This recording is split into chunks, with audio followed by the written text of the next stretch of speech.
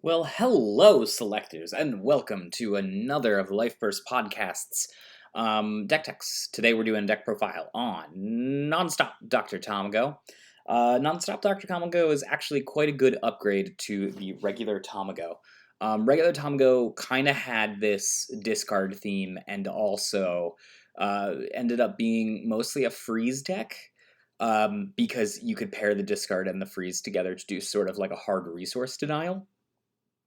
And the it didn't end up really working out. Sometimes it would work out, but sometimes it wouldn't. It was this very much A plus B plan where you had to draw the A freeze cards and the B discard cards and the, I guess, C control cards. And it ended up being a little out of whack. You either drew them in the correct order and the correct number and you did really well, or you didn't. Nonstop Dr. Tamago actually kind of fixes this because it combines a lot of these things into its own, and it's still very much an A plus B deck, but the A is built into the actual card itself that you're always going to play because it's in your L-Rig deck. Therefore, having control over the freeze makes it much, much, much more viable of an option here. And probably the first time we've actually seen freeze be super, super viable. So let's go into what Dr. Tamago does here, right? So its auto abilities, it's got two of them, is whenever this L-Rig attacks, you can put a card underneath this L-Rig into its owner's trash. If you do, the opponent discards a card at random. So you basically are going to discard up to 3 cards with this. You know, the more attacks that you can get in, it's promoting a longer game, the more discard that you can get. Its other auto abilities, whenever your opponent discards a card by your effect, you can freeze a Signy on the opponent's field. And then it's got a once a game action ability, which is draw 2, each player draws 2 cards, then your opponent discards 2 cards at random. So that's going to trigger the freeze twice. And as far as I know, that triggers the freeze twice. We haven't gotten the official rulings yet on this, but it does seem like each instance of discard triggers the auto trigger. It's not like Magic the Gathering where it sees the discard as a single instance of it. So that's just kind of a weird effect. But as far as I know, each time you make opponent discard, regardless of the number of discards, you get that number of discards. You get that number of freezes. Anyways, this is all to say that Dr. Tamago really has 2 modes in it if you really look at it. You can make a deck that is sort of control hard resource denial, and to this date, we still haven't had a very good hard resource denial control deck yet. We've had a semi-resource denial control deck in the form of discard with Madoka and Nova. But they would vanish things on the field to make you further discard, by making you have to fill out your field. And we are going to get some new Madoka, for example, is going to be a sort of slightly discard, or it's going to be a slightly resource denial in the fact that it does, all of its removal does bounce and trashing or bottoming onto the library. But it's not super resource denial, and Dr. Tamago is got the ability to be the first control deck that is extra resource denial. It's making you discard. Its removal is bottoming, and it's or bouncing, and it's got a ton of options to make you freeze Signies and then force them to either enter charge that on their turn or sacrifice them. And this deck is capable of freezing quite a bit. So it's also easier to make the opponent discard cards and freeze because of it than it is to just have discard on its own. The second option here is a more freeze tribal build, and that's less focused on resource denial like you might think it would be, and it's more focused on freeze synergies that exist in blue. So it'll be more like a tempo-esque deck in that regard. And both are I think are viable. I think the control deck might be generally a little bit more viable than the freeze build, specifically freeze energied version is, but we'll go over all of those types of decks. And the first one that we're going to go over is the control deck. So I'm showing you this just so you can get a general view of the idea of it here. Again, we're going for dream teams from here on out, probably because there's just a lot of good harmony cards that make up for the fact that you're not running a team stuff, and also there's a lot of good pieces that exist outside of team stuff now, so it's okay to go with control, or sorry, with a dream team here. And the first one that we're going to do is MC Lion Dig and MC Lion Disrespect. The next one that we're going to use is Machina Wing Slash and Machina Smash. And then we're going to run Great Reversal, which I don't like. I'm looking actively for something to replace that, but I don't exactly know what to replace yet. And Xenocluster. And then I'm just showing you this so that you can get an idea of where this deck's like focus is on. And the truth is that this deck is much more of a late game deck, right? That's the reason why it's running basically the normal split of 16, 8, 12, and 4 flex spots at the bottom. But it's going to be able to punch a lot of holes through. Let's go and talk about the individual card choices here. So I have Great Reversal here, and this is what I'm planning on using until the next set, unless I can find something better for it. It might actually just be better to run straight up like Burning Curiosity.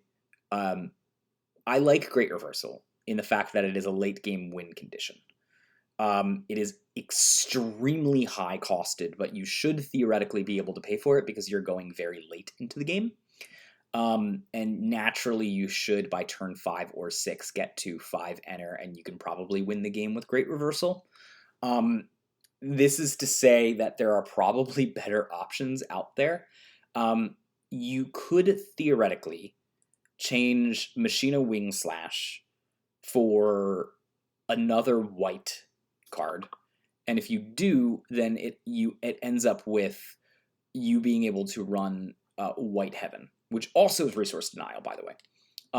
Or you can run another blue card in this spot, and you could run probably the Summer Lives Blues, which is also a good choice as well.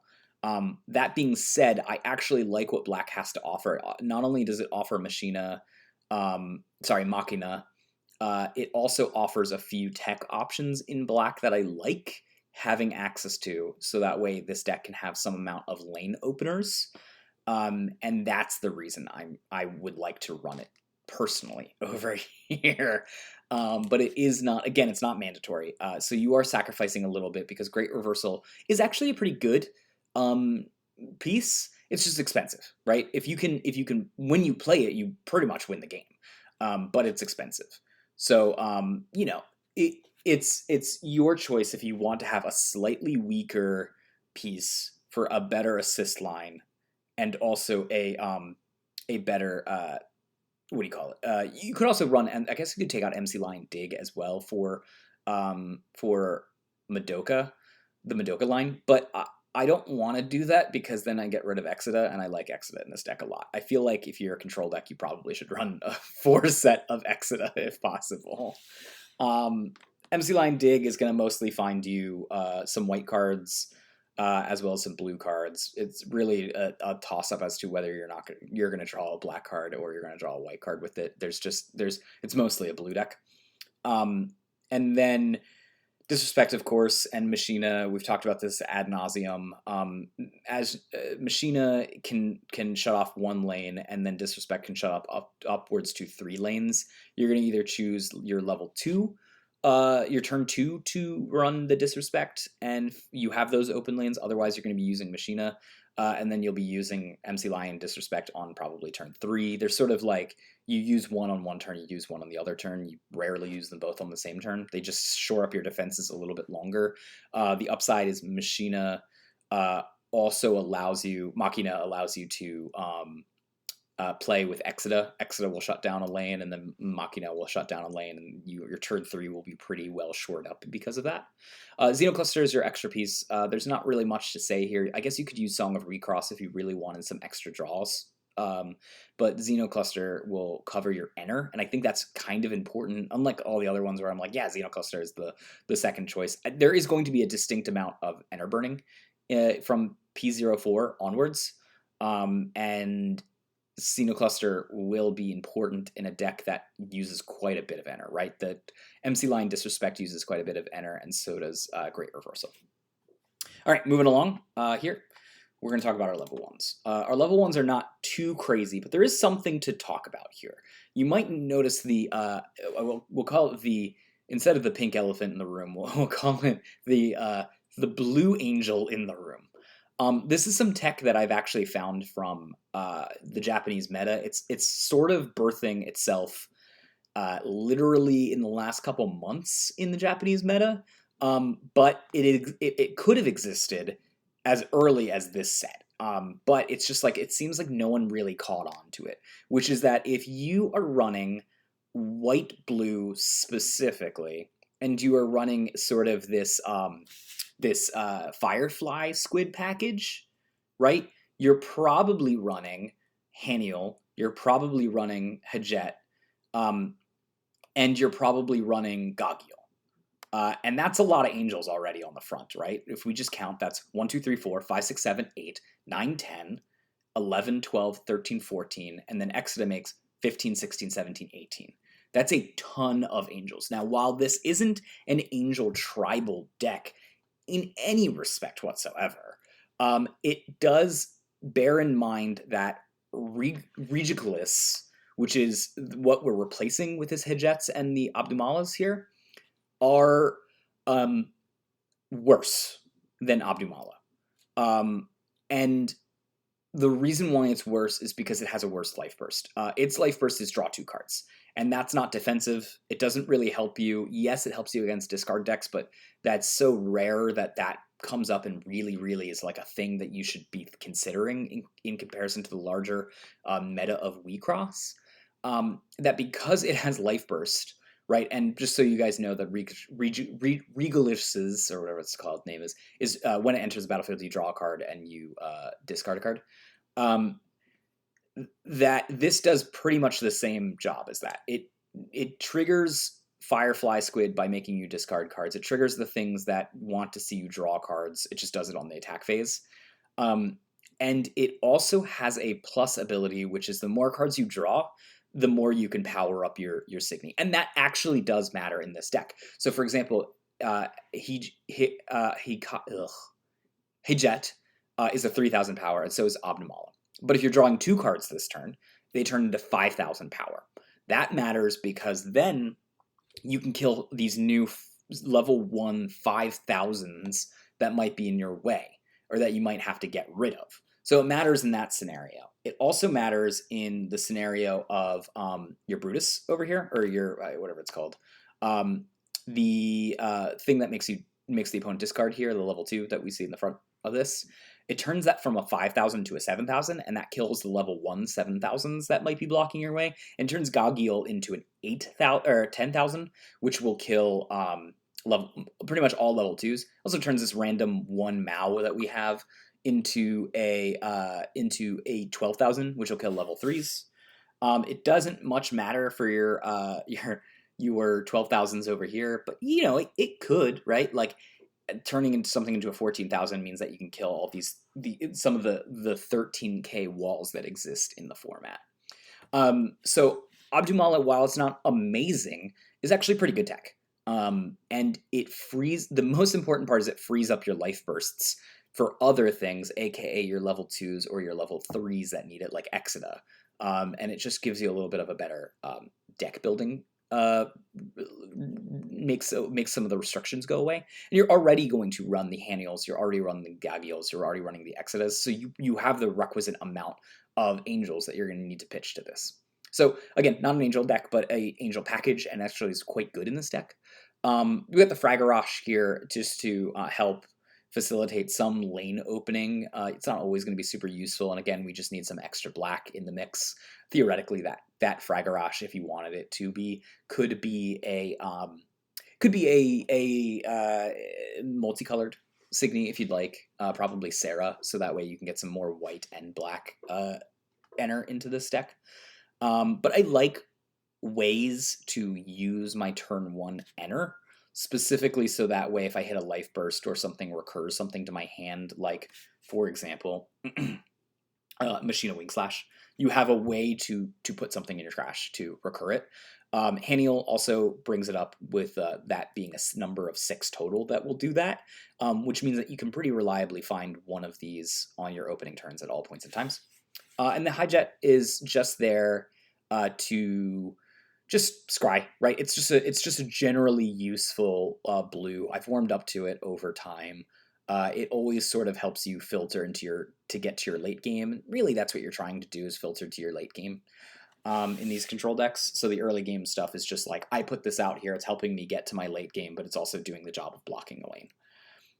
Moving into our level 2s, we've got the card that, let me see if I have yep, here it is, Bruno, Azor General. Its constant is, as long as it's in your center Elrig or center Signy zone, it gets whenever this attacks, you can draw a card, your opponent discards a card from their hand. So it supports some other stuff in the deck. Mostly it just allows you to do freeze shenanigans. Its low power is kind of a benefit in this deck because you're freezing things. You don't always want to vanish the things that you freeze. Therefore, this can attack under a lot of things, and when it attacks, because it's making your opponent discard a card, you can freeze the thing that it's attacking, so you can keep it down. Gagil is just always a good level 2. Its life burst allows you to be defensive while simultaneously drawing cards, which is great in blue. But its main draw is the fact that it filters for your late game, and it filters super efficiently, allows you to dig pretty deep for your cards that you're looking for. And it triggers Firefly Squid, which is something that you want to be doing. Lastly, we have one Mal here, and this is just a conceit to the fact that we need more white and black enter. And playing a 10,000 is not the worst. I don't generally like the multicolored level 2s. I'd rather my level 2s be life bursts.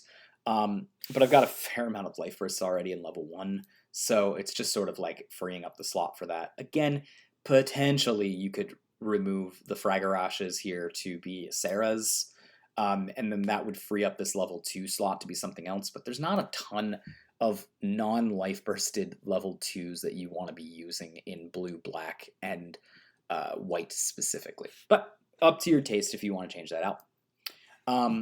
The real meat and potatoes is this level 3 selection, right? 4 Firefly Squid, 4 Zirconium, 4 Exida, 1 Flowers. This is an incredible late game options here, right? Exida is going to close down lanes, so you don't have to worry about running out of your assist Elrigs to be your only form of defense. Exida will also be able to do that, and again, recurring Exida using Machina is always a very, very valid option.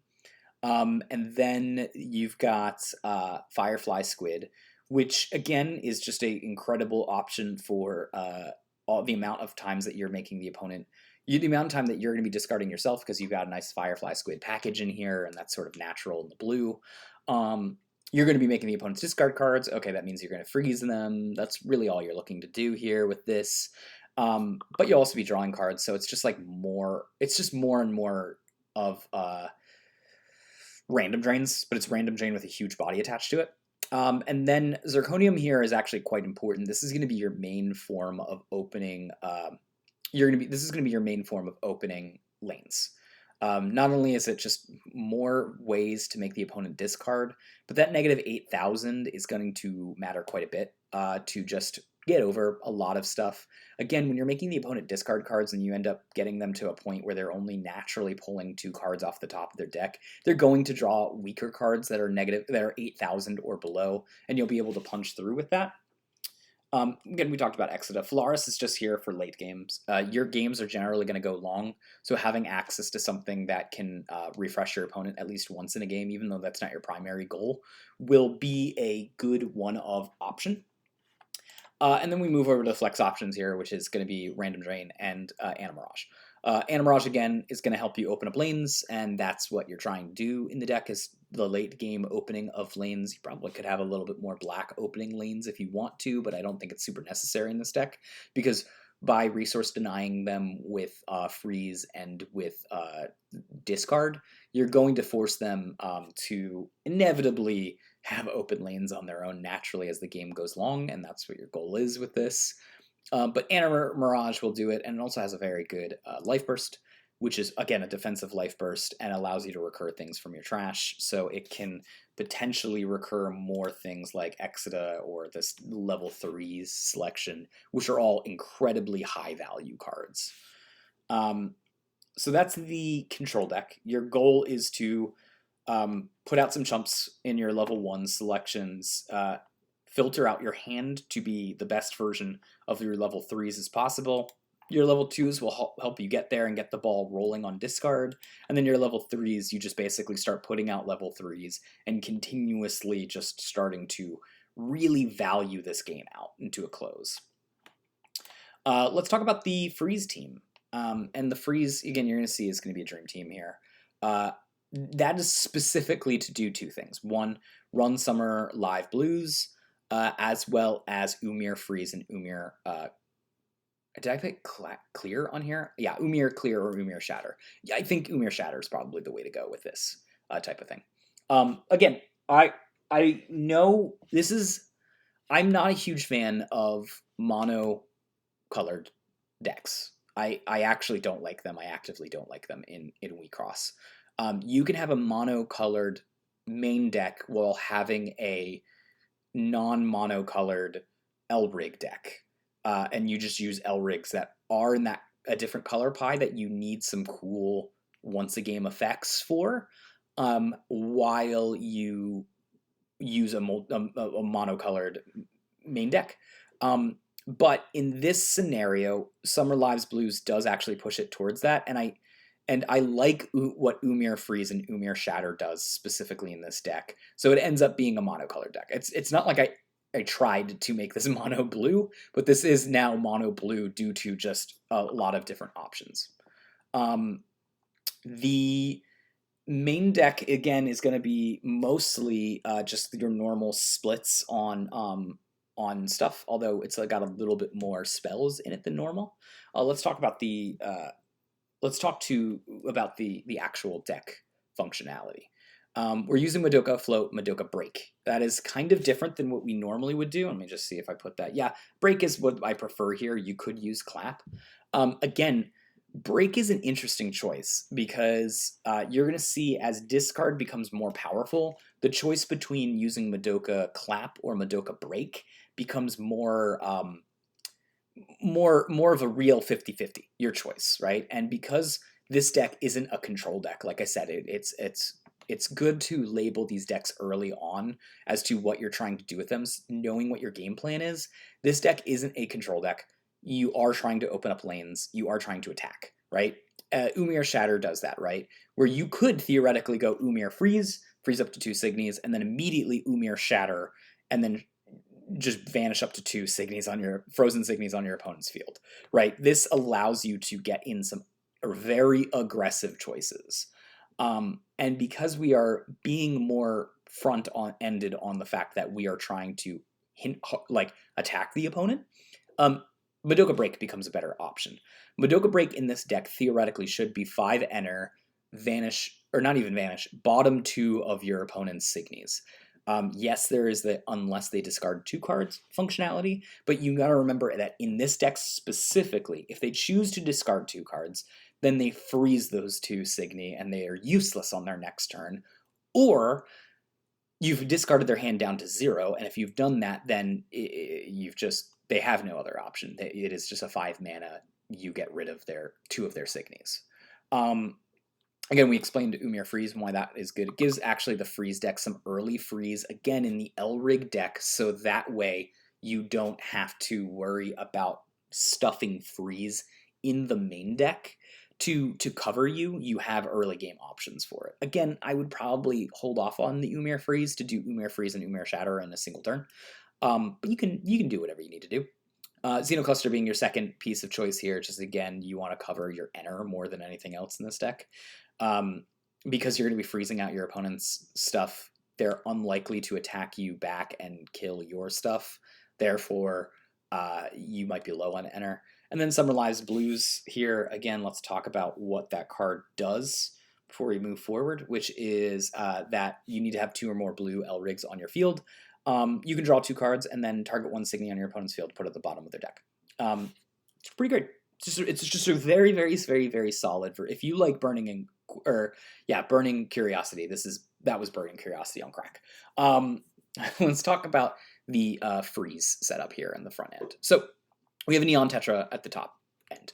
Again, like I said, we're not adding a ton of freeze in the deck, but a little support is fine. Snow Mayu, you might think is there because it enables freezing. It's not, actually. It's because it enables its second ability, which is if there are 2 more Frozen Signy on the opponent's field, you can put a Frozen Signy on the opponent's field into the bottom of its owner's deck.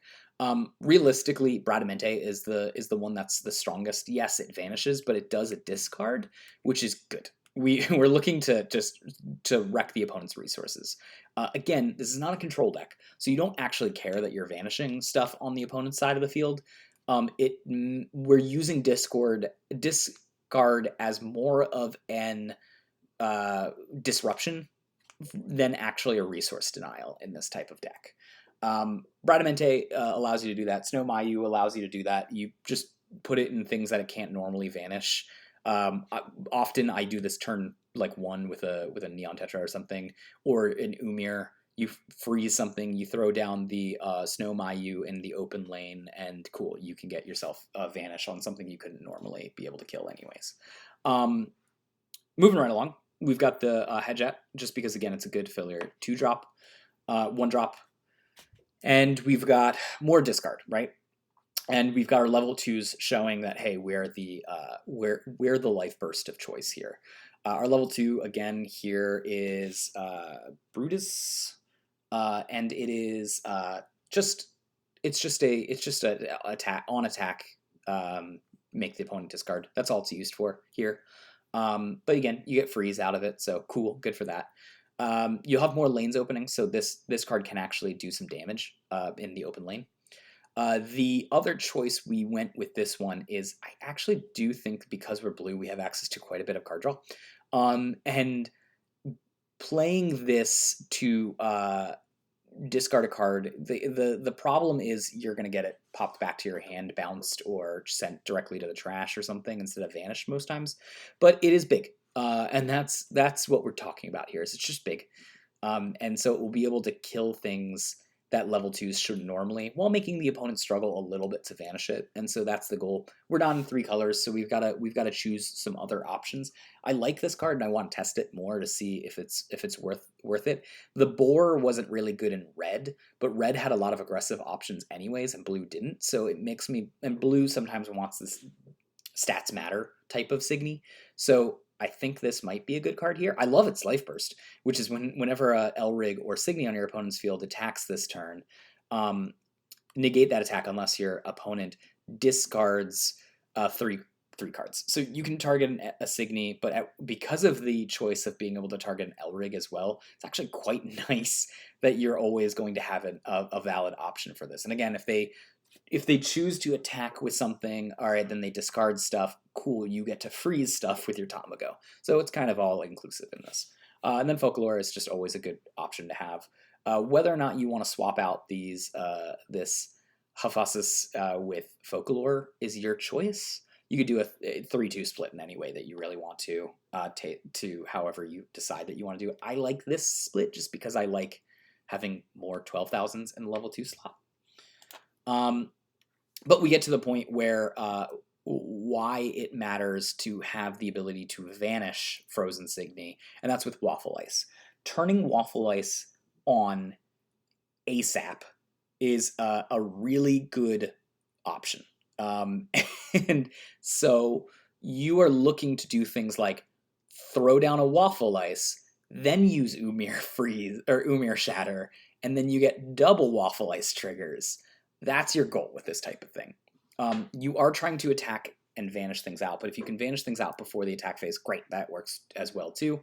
Royal Blue helps to add on to that type of thing. Royal Blue is just a solid card in general. We're lacking a little bit of life bursts that we can freely use here. I probably want that Royal Blue number to be 3 if I can help it, but this works fine.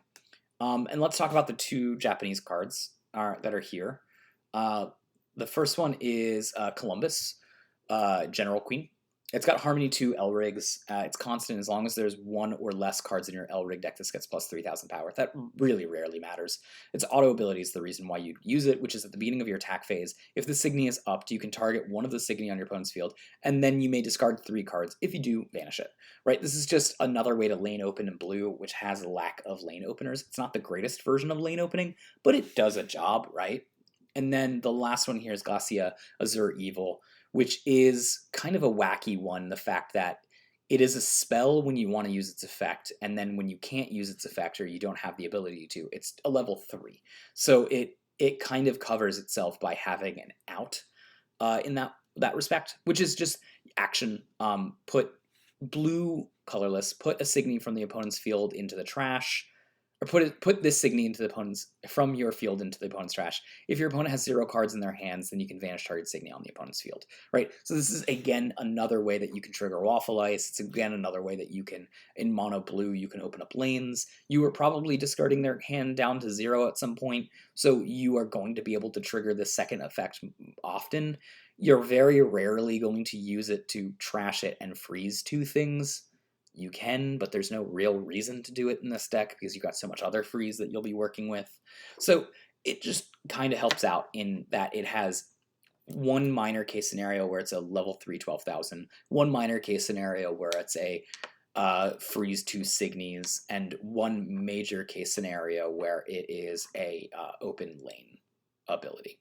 I also put Code Labyrinth here. We talked about this in the Madoka deck, so I won't go on and on and on about it, but it punishes the opponent for drawing cards during your turn, which your Elrig can make them do, but not super often. It also is just a super sticky wall. I don't know if we have enough card draw to really super support this in the deck, but you could use this as well in order to just shore up your defenses even more, because especially you don't have Exida in this deck. Going back to our level 3s, so this is the level 3 selection. Our flex spots here are thrilling. That's just to get you some extra card draw. You have the ability to exceed on your assists, so this can be used there. And then random drain, just because it's always a good way to trigger your center Elrig while simultaneously basically costing nothing. So this is the freeze deck in total. It's quite good, I think. I think it needs to be in the correct meta, which aggro is not necessary. You think freeze is pretty good against aggro. It doesn't end up being all that good against them. They just sort of trash their Signy, move on with their life, and keep attacking you. It's actually better against mid-range or even control decks, because those decks want to try to maintain a field presence. So if you're messing with that field presence, you can end up doing better because of it. Freeze is kind of an interesting thing in Wixoss, where freeze on its own is never fantastic, but when it's used in combination with discard or enter starving, then it starts becoming resource denial and it becomes better. But I wanted to make sure you guys had an option that was just freeze only as well, so you could run wild with a crazy freeze deck, learn some synergies with it, and then if you want to pare it down to be more control, you could. As always, guys, let me know what you guys think, what you guys would change to the deck lists, what you guys are excited to run, if this has got your brew brain going at all. And as always, may you flip a life burst.